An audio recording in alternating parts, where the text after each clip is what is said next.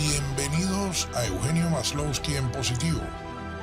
La palabra presente también significa regalo, y el día de hoy es un regalo de Dios. Te invito a que hoy hagas algo diferente. Vive el presente. Buenas tardes. Hoy estamos reunidos aquí en Cascais, muy cerca de Lisboa, después de pasar 3 días juntos con mi hijo Nicolás Maslowski, con mi nieto Tomás Maslowski y mi persona, recorriendo diferentes ciudades. Pudimos estar en Fátima, pudimos estar en Nazaret, pudimos estar en Porto y finalmente paramos aquí en Cascais, que es donde estamos grabando. Presentar a Nicolás es un poco más complicado para mí, porque normalmente a donde yo llego ya no me preguntan si yo soy Eugenio Maslowski, el papá de Nicolás, sino me preguntan al revés. ¿Usted conoce a Nicolás Maslowski? Sí. ¿Y usted es algo de él? Sí, yo soy el papá. Ah, qué bueno. Entonces, eso quiere decir que hoy en día ya muchas veces Nicolás es más conocido que yo, y eso me alegra mucho, porque esa es al final la manera como nosotros queremos extendernos hacia el futuro. La conversación de hoy, como todos los días, es sobre temas en positivo. Vamos a hablar un poco con Nicolás sobre eventos que le hayan ocurrido en la vida y que eventualmente se convirtieron en experiencias positivas. Bueno, Nico, gracias por acceder a grabar esto conmigo, este podcast. Y lo primero es entonces que tú nos cuentes un poco cómo estuvo tu visita a Fátima y si eso te trajo algún recuerdo de alguna experiencia vivida. Bueno, gracias por la invitación. Tú sabes que yo soy bien penoso. Pero bueno, tenía que acompañarte aquí en el formato de podcast, que además me parecen buenos todos los podcasts. Yo creo que Fátima me recuerda muchas cosas, sobre todo me recuerda al principio. Yo creo que estaba en primaria la primera vez que escuché sobre Fátima, y la verdad es que estar presente ahí físicamente y sobre todo con ustedes dos fue espectacular, la verdad. Ahora, la verdad es que todo esto ha sido en positivo, es difícil voltearlo. O sea, sí, yo me imagino yo creo que es difícil en un momento determinado comentar una experiencia positiva, una sola experiencia positiva de una reunión familiar. Claro. Que no se da con frecuencia, porque salir 3 generaciones juntas es bien simpático. Pero te voy a decir algo, ahora que lo dices pensando, yo creo que con todos los cambios, o sea, con todo lo que significó Venezuela desde el punto de vista de migración, y además nosotros nos fuimos moviendo poco a poco a diferentes ritmos. Alexander salió primero, después saliste tú de Venezuela. Después vino María Fernanda.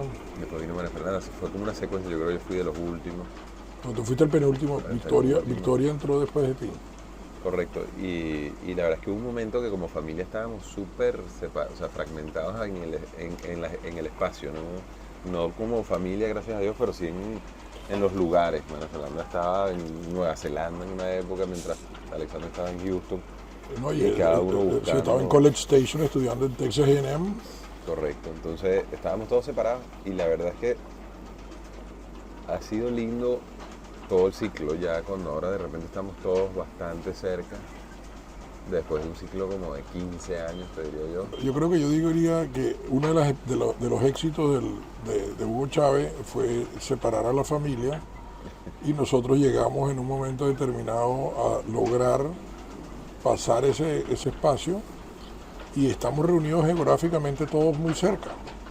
Y gracias a Dios, al final, gracias a todo, a Fátima, a Juan Pablo, la parte también que nos mantiene unidos, la parte religiosa.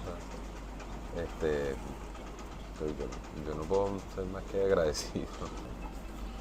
De todas maneras, bueno, o sea, después de eso, o sea, uno empieza a pensar, y hoy veníamos conversando en el carro, por ejemplo, hay vivencias que en el caso de Nicolás, él me comentaba que eran vivencias que fueron, por ejemplo, en su experiencia de trabajo, al principio muy duras, con algunas personas, porque sobre todo es cuando aparece la envidia, cuando aparece el egoísmo de algunas personas, y cómo en un momento eso te transforma en decir, bueno, este no es mi horizonte está mucho más arriba que este. ¿Por qué no comentas un poco ese tipo de experiencia? Y yo creo que cuando estaba más chamo, uno se mete en los proyectos y chévere, y la verdad proyectos con propósitos. Yo le tengo un enorme amor a Venezuela y agradecimiento. Entonces, por ejemplo, hubo un proyecto en el que para mí lo importante era exportar desde Venezuela, generarle dólares a Venezuela que no fueran petroleros. Y la verdad es que uno se mete en esos propósitos, en esos proyectos, y te vas dando cuenta un poco a medida que vas desarrollando proyectos grandes que también hay mucha gente involucrada y cada quien seguía tiene horizontes diferentes, tiene sentimientos diferentes, y yo creo que hay un punto en el que uno tiene que, o sea, en el que uno se da cuenta hasta dónde llega un proyecto y cuánto el proyecto es parte de ti, de tu vida, de tu cuerpo. Yo Sí, me acuerdo ¿y hasta cuánto fue tu crecimiento? un filósofo, Fernando Sabater, que le invitaron una vez a Venezuela y decía, bueno, que las ideas, la gente se ofende a veces discutiendo ideas porque creen o confunden, piensan que las ideas son parte del cuerpo de ellos, y si tú pones una idea en la mesa para discutirla y a alguien no le gusta, esa persona está siendo ofensiva o está atacando un pedazo de ti. Pero en las ideas no, las ideas, yo creo que igual que los proyectos son separados del cuerpo de uno, y uno tiene en algún momento, o sea, tiene que por un lado sentir una pasión y una convicción por un proyecto, pero por otro lado también entender que los proyectos y uno son cosas diferentes. Creo que el único proyecto que realmente es difícil de vincular de uno mismo es la familia y los hijos, y entonces más bien ahí sí es una convicción Es como un dogma de fe, es como un dogma de fe. Es un amor y una convicción infinita. Pero sí, yo creo que hay veces en que los proyectos se trancan.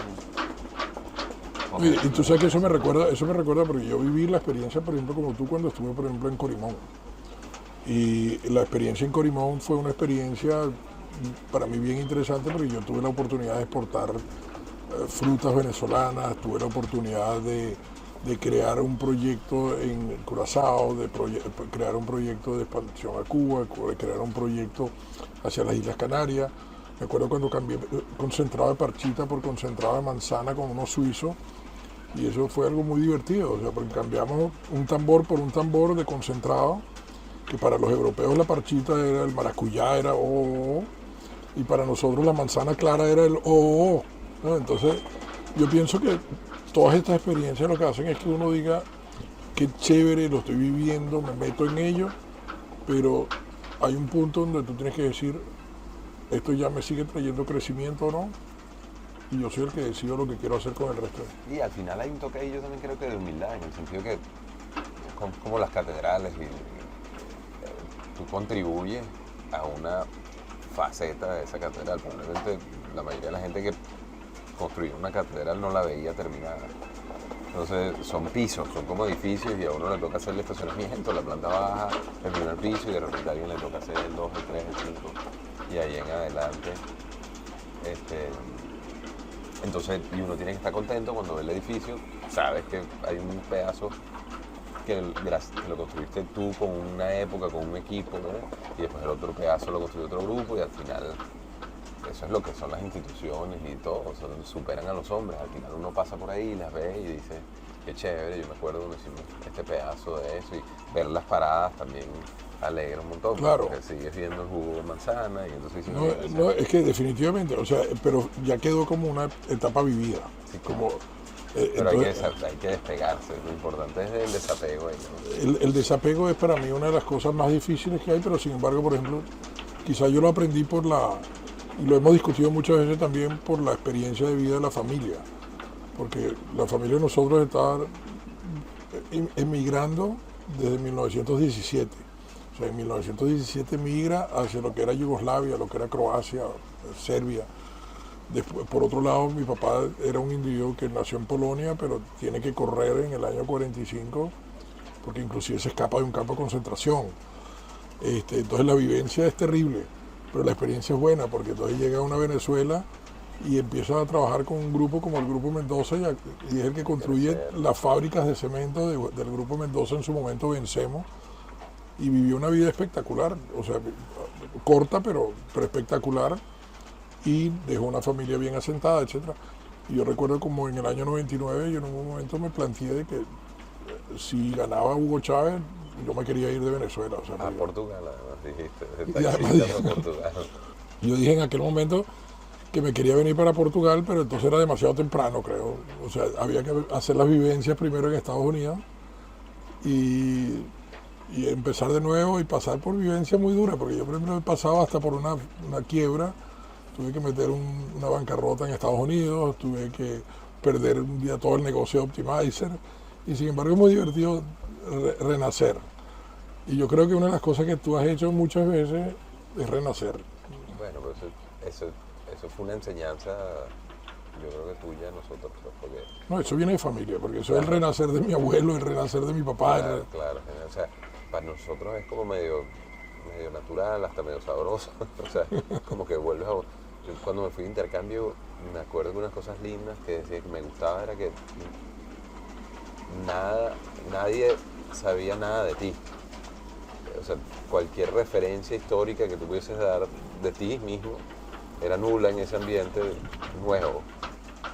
Y entonces te permite también a ti mismo probar cosas que no has probado. Entonces, me acuerdo que lo hablábamos estos días, ahí en Bélgica me dio chance de jugar fútbol, en un momento como en una segunda división, pago, no me acuerdo. Y decía, y ahí sentía la libertad de probar a ser deportista. Y ya, y fue bueno un año y otras cosas, y probamos un montón de cosas chéveres. Pero sí, yo creo que Es que cuando eso fue una vivencia, eso fue una eso, vivencia bien divertida contigo, porque es que yo recuerdo cuando tú me acercaste a los 17 años y me dijiste, me quiero ir a vivir un año de intercambio. Y entonces me acuerdo que tu mamá me dijo, y no vamos a dejar ir, es un muchacho, es un niño. Mira, si nosotros no lo hemos educado hasta los 17 años, la verdad es que hemos perdido el tiempo, somos nosotros. O sea, él ya está listo, él puede salir. Y si él decide hacerlo, entonces me acuerdo que tú me acercaste un día y me dijiste, papá, ¿me puedes llevar a sacar el pasaporte? No, tú te vas en carrito. Si tú no puedes demostrarme que tú puedes hacer esas cosas solo en Venezuela, no te va a dejar. o sea, ¿cómo te voy a dejar vivir en Europa? Y tú fuiste y hiciste todas tus cosas. Eso me pareció simpaticísimo. No, estuvo, y fue una de las mejores experiencias de vida. Y al final creo que es eso, que nos da una intriga positiva que podemos hacer con una etapa, Un momento. con una etapa en blanco, completamente nueva, donde todo arranca casi que de cero, idioma, todo. Bueno, Y tú fue hasta aprendiste a espectacular. hablar holandés. Holandés, francés. No, Bélgica fue espectacular. Y fue eso, además en un momento en el que la norma era seguir del colegio a la universidad, y realmente había un año ahí que hacía falta para madurar un montón de cosas y aprender un montón de cultura, pero tienes que querer cortar. Es más, la experiencia más valiosa ahí fue cuando yo venía siendo presidente del centro de estudiantes 2 años seguidos, y en el 5.º año tú me dices, no vuelvas a lanzarte para que aprendas a despegarte del cargo, porque los cargos, la gente se confunde a sí misma con el cargo, Sí. se mezclan. Y uno tiene que saber que uno es uno y el cargo es otra cosa, y que la silla enseguida, cualquier silla la va a ocupar otra persona. Y eso ayuda a ese desapego, eso es un mensaje de desapego y de humildad sano. Y justo no me lanzo y paso el año tranquilo en el colegio, cortando con un ciclo que si no hubiese continuado, y se abre, y es donde se me abren los ojos un poco y digo, bueno, déjame ir a probar algo completamente de cero. En verdad, además, el motivo era gracioso, porque yo lo que quería era montar caballos. Y alguien me había dicho que en Bélgica había muchos caballos. Pero después, la vida da unas vueltas. No tenía caballo al final, nadie tenía un caballo cerca de mi casa. Pero muchas cosas más lindas. Y hay que soltar, pues, ¿sabes? Lo que No, te digo, el desapego. yo recuerdo que tú venías además con una experiencia una vivencia bien interesante, que la vivencia venía por el tema de que tú querías ser presidente del centro de estudiantes en tercer año de bachillerato. Y nadie en el Colegio La Salle había sido presidente en tercer año, siempre eran de cuarto o de quinto año. Era ilegal, Era hasta ilegal. era ilegal. Pero y además terminaste dando el discurso de grado, que me acuerdo que hubo una experiencia que me pegó, que fue simpática, que cuando tú estabas leyendo dijiste, nosotros esperamos vivir, crear nuestra generación. Es una generación que tiene que crear una Venezuela nueva, porque nuestros padres nos dejaron una Venezuela que no estaba a la altura de lo que nosotros habíamos recibido, cosa que era verdad. Y esa fue quizás la consecuencia que se vivió un par de años después, o sea, cuando en el año 99 tuvimos los cambios que tuvimos. Porque realmente nosotros descuidamos quizás y ahí es donde vuelve el tema de las experiencias. Te voy a decir dos cosas ahí de giro positivo también. En efecto, nosotros crecimos y teníamos un profesor extraordinario, español de paso, que alertaba todo el tiempo, decía, esto es una bomba de tiempo, esta sociedad no puede seguir en la dirección en la que va. Él no sabía cómo ilustrar el desastre, o sea, cómo iba a ser, pero sí lo predecía. Lo predecía y era amenazante, que me acuerdo que en una clase el tipo se entregó tanto a tratar de explicar la urgencia del problema, que hubo gente que salió llorando. Entonces ya había una sensación de declive fuerte. Yo creo que nosotros lo hablamos inclusive también en el carro en estos días, cuando la experiencia que después yo tuve en el Tablazo, cuando íbamos a construir la planta para hacer las pastillas de cloro, y el 70% de la planta iba a ser para exportar justamente, y la íbamos a hacer un amigo mío, Enrique Rodríguez y yo, y cuando llegaron los que iban a ser los socios tecnológicos, que eran unos catalanes, me dijeron, nosotros no vamos a invertir en este proyecto. Después que estábamos en el tablazo, que nos habían dado un terreno, un sector privado, absolutamente, y le decimos, ¿por qué? Y nos contestaron, es que aquí Venezuela debe tener una revolución en algún momento, porque la diferencia entre la desigualdad salarial entre el CEO de una compañía y el obrero es tan grande que nosotros no vemos que esto pueda terminar de una forma sana. Sí, bueno, que el argumento inclusive en Harvard y todo es que, bueno, desigualdad sin oportunidad además. O sea, porque desigualdad puede ser un motor, según algunos economistas, pero sin oportunidad, cuando ya la oportunidad está bloqueada, entonces genera criminalidad. No, ya me acordé que es el tema de generación. Estabas hablando de generación y nuestra generación. Yo soy generación X. Yo por muchos años estaba muy triste de ser generación X, porque decía, esto es lo peor, esta es la generación bisagra, porque no me tocó las bondades de la generación anterior, todos los baby boomers y la época de oro fantástica que vivieron, y se estaba además acabando muchas cosas, se estaba acabando la tecnología de los químicos, o sea, ya los químicos los habíamos utilizado para todo, ya inclusive empezó la parte cosmética de los químicos, no necesariamente la parte dura industrial de los químicos en la época en la que yo me graduó. Entonces era como que el final de todo, de una cultura corporativa, de una cultura de pero una tecnología. es un cambio de fase, ¿no? Y empezaba la otra, que era un poco más liderada por los millennials desde el punto de vista que era empezaba ya la tecnología de la data, del software, pero yo no era de ninguna de las dos. O sea, cuando llego inclusive a los Estados Unidos ya al posgrado y la beca, digo, bueno, me perdí la fiesta anterior y estoy llegando tarde a la fiesta nueva siguiente, a la de entonces me tocó la generación que se queda como en el medio, y la verdad es que por muchos años fue así, pero pasaron los años y aprendí a hablar los dos lenguajes. O sea, mis primeros años profesionales los trabajé con muchísimo baby boomer, y después muchos de mis años siguientes fueron con millennial y tecnología y las siguientes generaciones y todo. Y la verdad es que haber vivido 2 temporadas te convierte en un traductor, te permite sacar cosas buenas de la generación anterior, las cosas buenas, y aplicarlas, que son novedades para la generación siguiente, porque además como tú no eres un boomer, entonces te lo aceptan, y tú lo que estás trayendo es una receta vieja, pero también tienes la capacidad de montarte en la receta nueva. Y entonces para mí hoy día soy feliz de haber sido un Generation X, y todas esas cosas que antes me dolían porque eran señales del fin de un ciclo, sí, pero con el fin de ese ciclo iniciaba otro. Y en ese otro nuevo... Y por eso es que uno tiene que...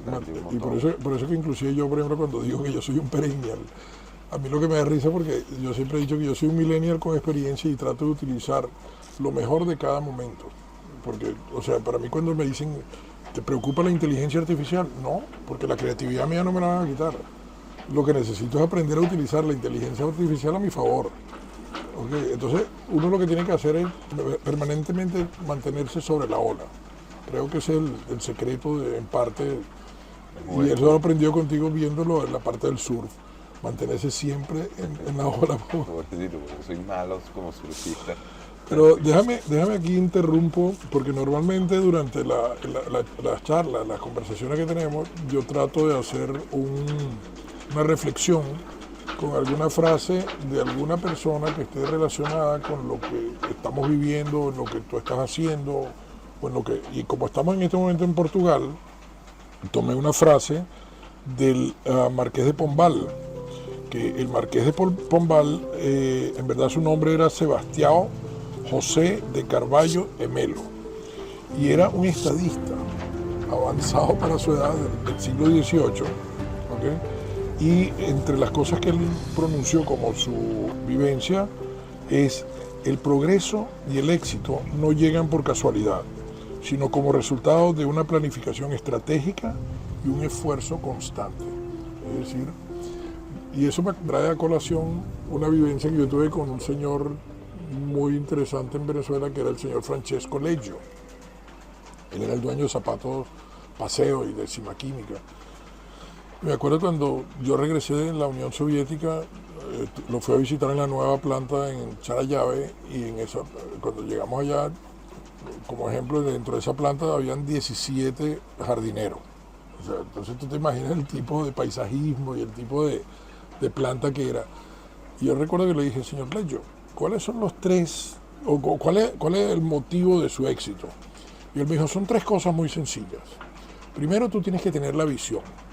Si tú no sueñas con ese proyecto, con esa ambición, con ese algo que vas a ver dentro de X número de años, pues tú no lo vas a lograr porque no tienes ese sueño.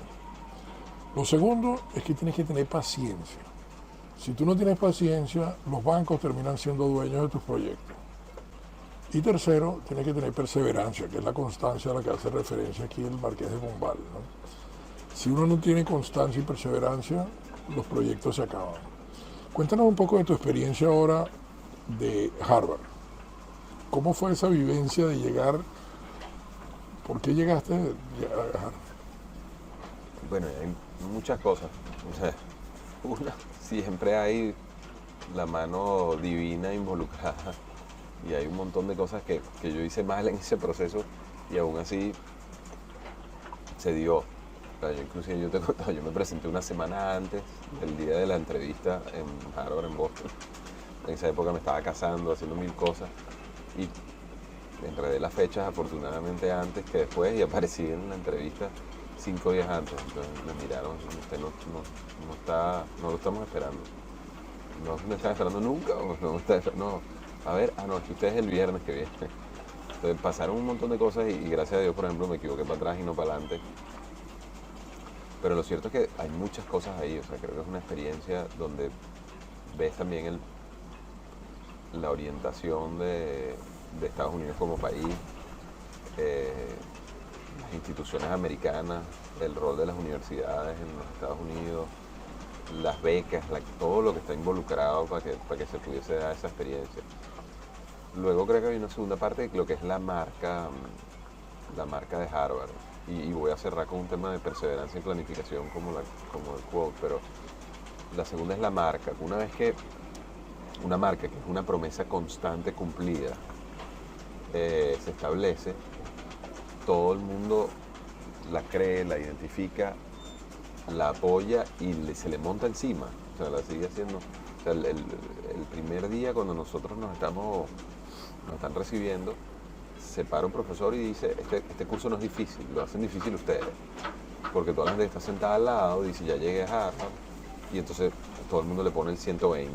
Entonces cuando el de al lado le pone el 120, tú le pones el 120, el 140, y así. Entonces yo como profesor, cuando veo que tengo un montón de alumnos que están empujando hacia arriba, tengo que empujar hacia arriba, entonces el profesor de al lado piensa lo mismo. Entonces la marca produce un jalón hacia arriba. Y la marca es eso, al final es perseverancia, es una promesa consistentemente cumplida, que eso es difícil de hacer. Y después, lo tercero que te diría es, bueno, en el planteamiento de por qué, por ejemplo, yo debía estar ocupar un puesto ahí. Una de las cosas que ellos creo que observaban mucho y pedían en todo el proceso era ver una historia y no un evento. O sea, que tú no estuvieses representado por un evento, sino por una secuencia de eventos que demuestran una línea de consistencia, planificación y perseverancia. Y entonces yo empiezo a diseñar esa línea 3, 4 años antes de la aplicación y tomo algunas decisiones de carrera también para mandar esa señal en esa línea, indistinto de si se daba o no se daba. Claro. Entonces yo sí creo, lastimosamente creo mucho en planificación, ha sido parte de mi No, trabajo toda la vida. y lo has venido conversando durante estos días que hemos estado hablando de mil cosas. Ahora, planificar en un mundo cambiante suena como imposible, pero es que la verdad es que al final planificar es un ejercicio donde ensayas un set de alternativas, escoges una, pero si ensayaste las otras las tienes preparadas. Son planes de contingencia. Y entonces te da cintura para hacer maniobra. Puede ser obsesivo el tema de planificación, porque hay un momento en el que hay que soltar y bailar con los eventos. Pero yo sí soy creyente en todas esas cosas, sobre todo para llevar proyectos a culminación. Y proyectos de largo plazo. Eso es una de las cosas, por ejemplo, que a mí me impresionó, por ejemplo, Dubái. Yo recuerdo que las 2 veces que yo he tenido la oportunidad de estar en Dubái, o las 3 veces, a mí me impresiona cómo la planificación primero es una planificación familiar, ¿no? Y cómo la han ido llevando por etapas, porque si trataban de pasar directamente de los beduinos del camello a la Feria Mundial del 2020, o sea, era imposible. Entonces, tú encuentras que de padre a hijo se pasan el bastón para hacer el relevo, se educan para crear un programa que va a durar generaciones, no pelean entre las personas por el cargo institucional, porque tú encuentras, por ejemplo, que el vicepresidente de Dubái es un individuo que le pide al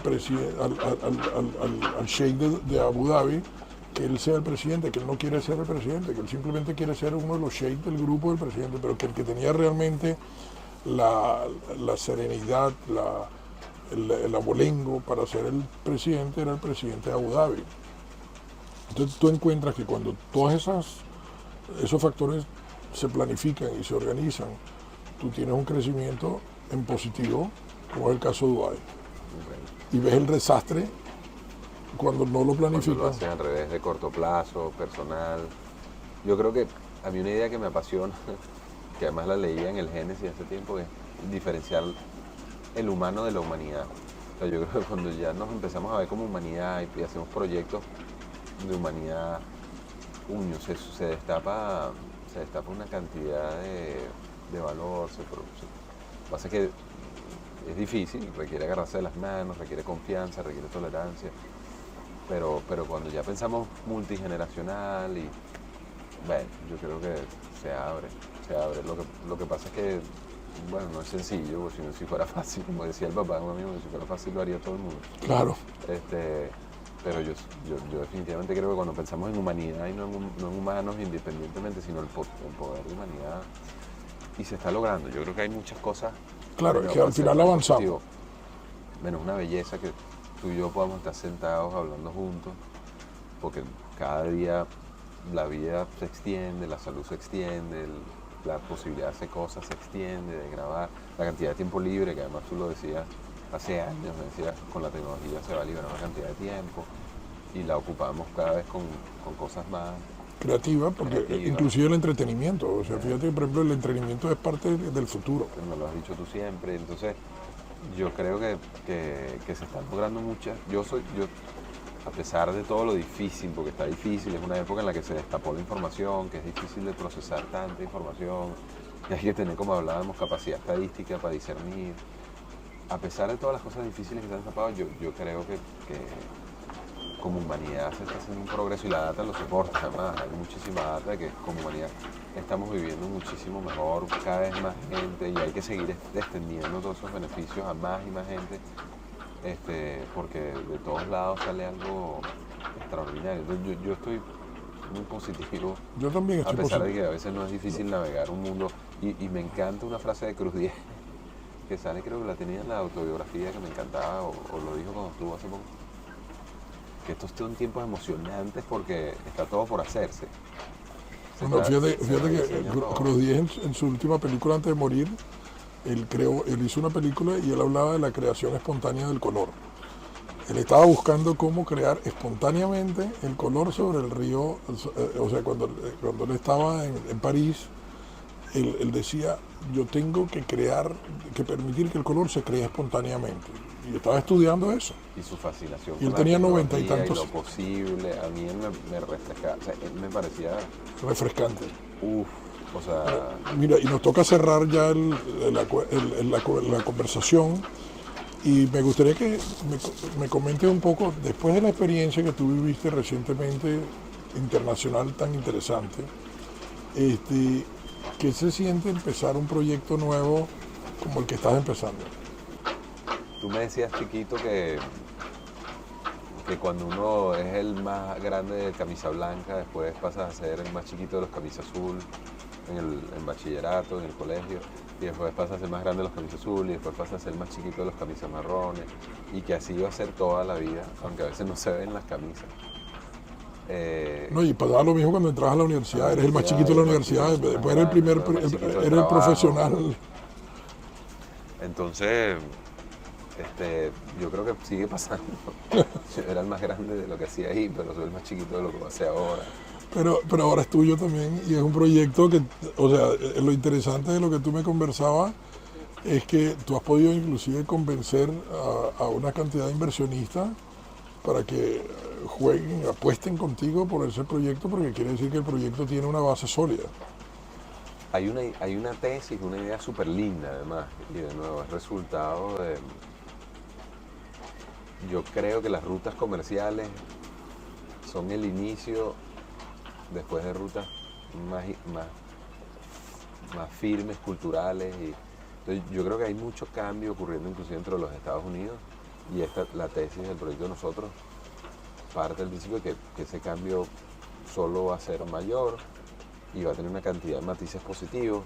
Yo creo que hay mucha gente que ve esa tesis con claridad, y después hay otra parte que es muy linda, que es que con los años vas conociendo gente estupenda, y esa gente estupenda cree en ti, y realmente yo ahorita más lo veo como un privilegio de poder compartir con gente que considero extraordinaria, del lado de los inversionistas, del lado de mis socios, de la gente que nos apoya. Es una experiencia, otra vez, es un ciclo nuevo, tiene un montón de cosas muy diferentes al ciclo anterior, y produce esa sensación de que un ciclo se acabó y que empieza otro, y el vacío de un ciclo nuevo, y las novedades de un ciclo nuevo, y las maripositas y los sueños son los que nos hacen vivir la experiencia positiva. Así es. Gracias. Yo quiero brindar contigo porque la verdad es que este ha sido un viaje espectacular de 3 generaciones, y te doy las gracias por haberte tomado el tiempo conmigo de conversar aquí frente a la cámara en este podcast nuevo. Bueno, yo soy muy penoso, pero sabes que esto por ti. Y gracias a la Virgen y a todo lo que nos trajo para acá. Y bueno, aquí nos despedimos. Muchísimas gracias. Espero que les guste. Espero que hayas disfrutado del episodio de hoy, y si ese es el caso, te invito a que revises todas las frases positivas de capítulos anteriores en la página web Eugenio Maslowski en Positivo. Suscríbete y déjame un mensaje con los temas que te gustaría que discutiéramos en futuros podcasts. Gracias y hasta la próxima.